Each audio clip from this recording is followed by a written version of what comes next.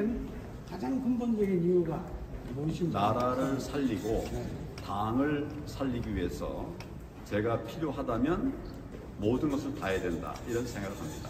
그리고 제가 실패한 것이 있습니다. 그러니까 실패한 데서 다시 시작하자, 이런 마음을 가지고 오늘 제가 그 얘기를 먼저 했습니다. 제가 사과를 했습니다. 국민들에게, 또 특히 이제 공천과정 중에서 어려움을 당했던 이런 분들에게 제가 사과의 말씀을 드렸고, 그래서 그러나 우리가 사과하고 좌절에만 빠져있을 수는 없으니까 다시 일어나 나가겠다, 이런 말씀을 드렸습니다. 지금 당이 굉장히 어렵습니다. 정권 교체는 이뤘지만 굉장히 상황이 어렵습니다. 이 얘기를 내가 여러 번 말씀드렸기 때문에, 우선 이제 문재인 정권이 사실상 국회를 장악하고 있지 않습니까? 의석수가 169석, 절대 다수의 의석으로 우리가 입법하는 것을 방해하고 있어요. 또 사법부도 여전히 김명수 대법원장 있지 않습니까? 대법관들 다 그대로 아닙니까? 지난번 부정선거를 방치하고 처리하지 않고 있는 이런 대법관들이 그대로 남아있어요. 정말 힘든 싸움이 될 것입니다. 또 조금 지나면 이제 예산국회가 열리는데, 그 예산국회에서 대통령이 일을 하려고 하면 예산을 제대로 배정을 하고 받아야 되지 않겠습니까? 근데 지금 민주당이 도와줄 택이 없어요. 자기들이 필요한 것은 예산을 책정을 하고, 정부가 요청하는 것은 깎거나 다른 핑계를 대고 이렇게 할 겁니다. 굉장히 어려운 상황이에요. 그리고 또 이제 우리 우파도 정말 똘똘 뭉쳐서 하나가 돼서 이 좌파와 싸워야 되는데, 그 부분도 이제 흔들리고 있는 부분들도 없지 않습니다. 이래서 우리 정말 힘을 다 모아서 이 난국을 헤쳐나가자, 윤석열 대통령을 지키고, 제가 지난번에 한번 페이스북에다가 윤석열을 수호하자, 이런 이야기를 한 일도 있는데, 그렇게 해서 우리 대한민국을 지켜내야 합니다. 나라 망치는 세력으로부터 대한민국을 반드시 지켜내야 한다, 그런 뜻에서 제가 다시 본격 정치를 재개하게 되었습니다.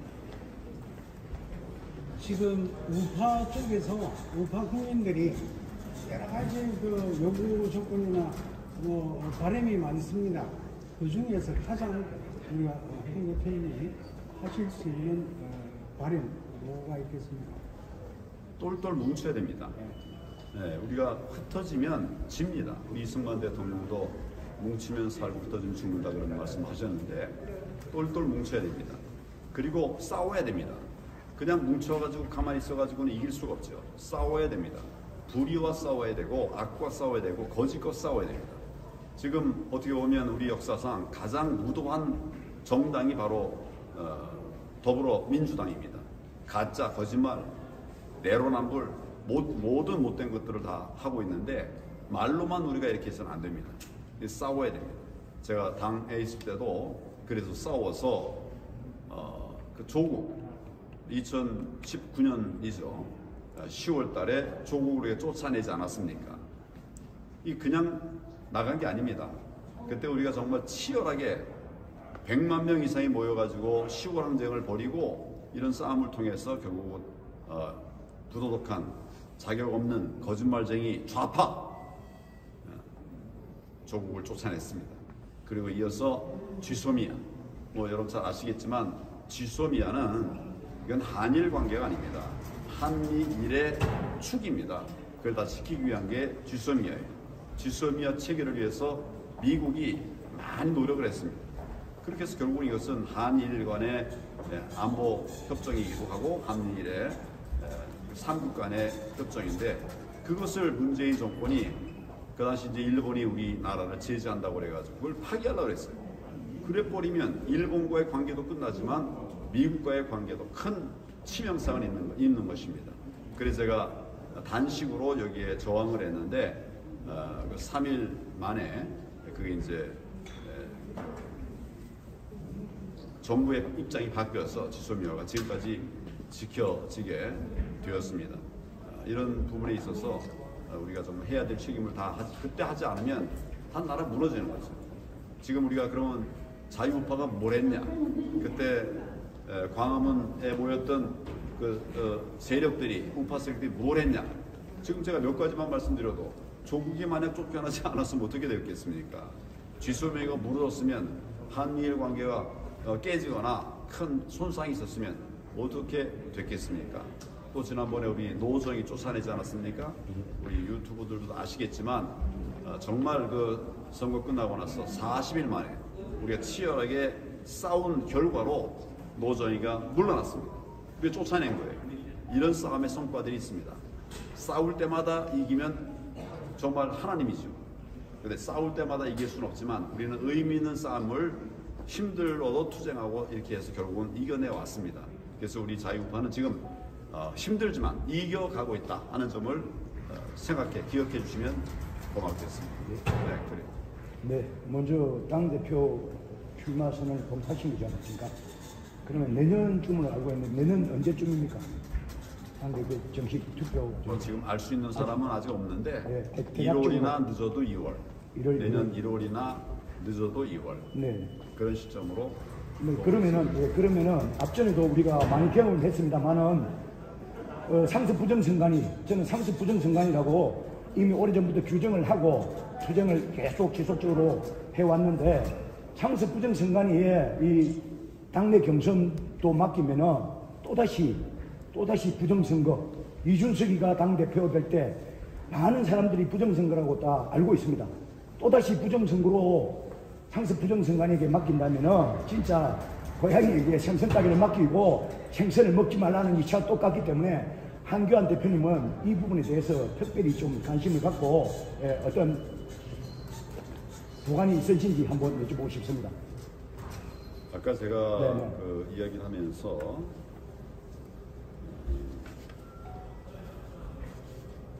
그 부분에 대해서 좀 자세하게 설명을 했어요. 뭐 이건 안 봐도 그런데 중앙선관위원회가 지난번 대선 관리를 했습니다. 지금 우리가 4.15 총선이 부정선거라고 그래가지고 지금 법원과도 싸우고 또 선관위와도 싸우고 있지 않습니까? 예. 특히 우리 선관위에 싸우고 있는데 거기다가 우리 투표 관리를 맡겼다. 선거 관리 맡겼다. 이거는 어떻게 보면 도둑놈에게 고양이에게 생선 준 거예요. 그래서 제가 그때도 우리 대선 후보 경선 과정에서도 이것은 안 되는 일이다. 그리고 중앙선관위가 얼마나 많은 불법을 이미 저질렀느냐. 근데 그 어떻게 보면 고양이에게 생선을 맡겨서 되겠냐. 제 이야기 계속 있었죠. 이것은 지금도 유효한 얘기입니다. 도대체 우리 선거를 왜 남에게 맡기느냐. 우리 선거는 우리가 관리해야 됩니다. 할 수 있습니다. 원래 여기서 여의도 연구원이라는 것이 있어요. 여기서 여론조사 기능도 있습니다. 중요한 기능 중에 하나예요. 우리에게 다 있는데 왜 남에게 맡기냐 말이죠. 그러니까 이 부분은 이것도 정말 큰 비정상입니다. 그러니까 정상화해야 된다. 난 그런 생각을 합니다. 우리가 못하는 것 같으면 할 수 없어요. 할 수 있어요. 할 수 있는데 우리 거를 다 내려놓고 밖에다가 맡겨놓고. 근데 그나마 그런 선관위가 제대로 한다면 모르지만 많은 국민들의 성향을 파악해가지고 자기들 마음대로 조작할 수 있고 지금 여론조사기관들도 선관위에 매여 있잖아요. 매여 있어요. 그러니까 이런 상황을 우리가 그냥 놔두고서 우리가 이제 출마를 계속해 나간다고 하면 그 경선을 계속해 나간다고 하면 지금 좌파가 우리 부정선거를 주무르고 있는 그 자들이 원하는 후보를 뽑아줄 거예요. 자기들이 원하는 후보가 당선되게 해줄 거예요. 이런 부분을 우리가 반드시 나아가야 된다. 이런 생각을 합니다. 그게 당구 대선 당내 경선에서 이준석을 당대표로 만든 그 과정이 여실히 다 드러났고요. 그리고 우리 근호영 변호사님 옆에 계시지만은 실제로 검사도 하시고 그전에는 부정선거 설마 하셨는데 2년 6개월 동안 부정선거 사실들을 다 아셨지 않습니까? 그리고 한교안 대표님하고 함께 하시면서 사실상 한교안 대표님도 예전에는 부정선거가 이렇게 만연해 있다는 걸 절실히 느끼지 못했지 않습니까? 알았습니다. 예전에도 알고 계셨어요. 아니 내가 87년도에 네. 공안부에 처음 갔거든요. 네네. 87년도에 네. 제가 이제 정기 인사 때 간 게 아니라 저만 한 사람 딱 형사부에 있는 사람을 차출해서 공안부로 보냈어요. 왜 13대 총선에서 인력이 부족하다고 해서 그래서 제가 이제 공안부에 갔는데 저는 뭐 정말 이 자유민주주의 국가의 선거 이건 뭐 공정한 줄로 알았어요. 가서 보니까 엉망진창이에요. 이렇게 한번 우리 서칭을 한번 해보면 선거 때마다 별별 부정선거가 다 나왔어요.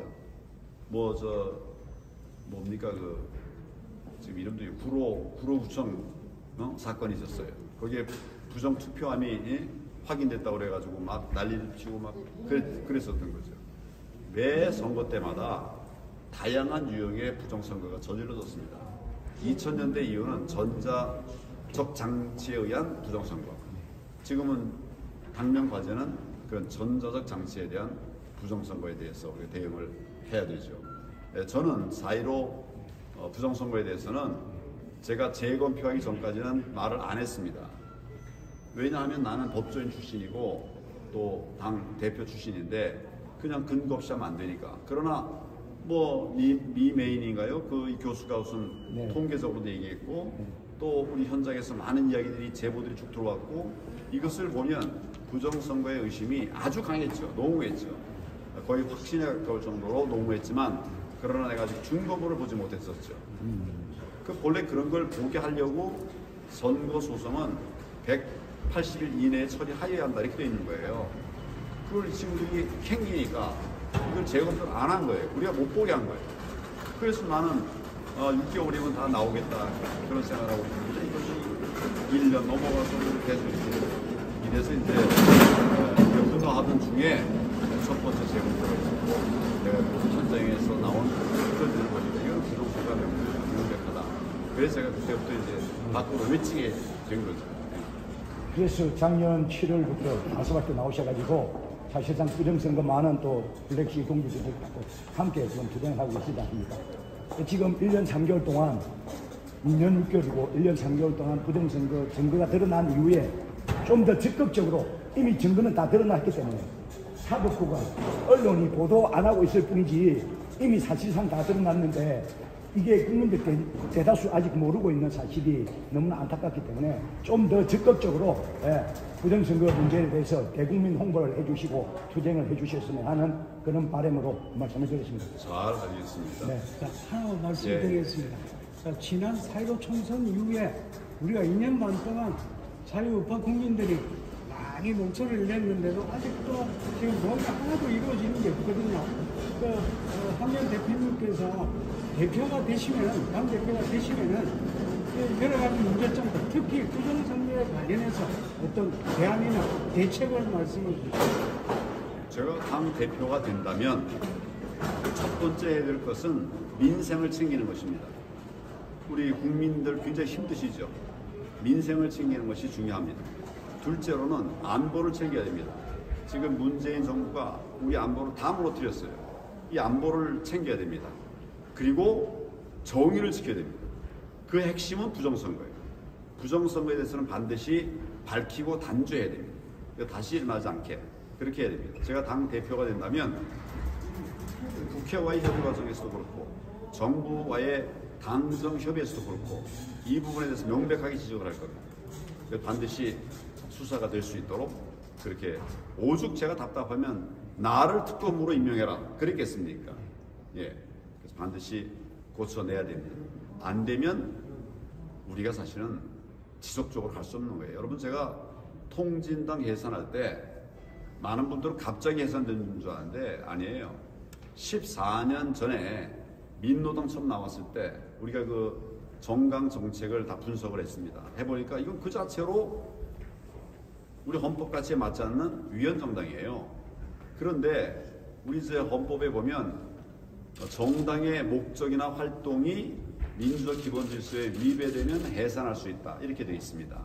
목적이나 활동이. 근데 목적은 이미 처음 출발 때부터 이미 이거는 반민주적이었어요.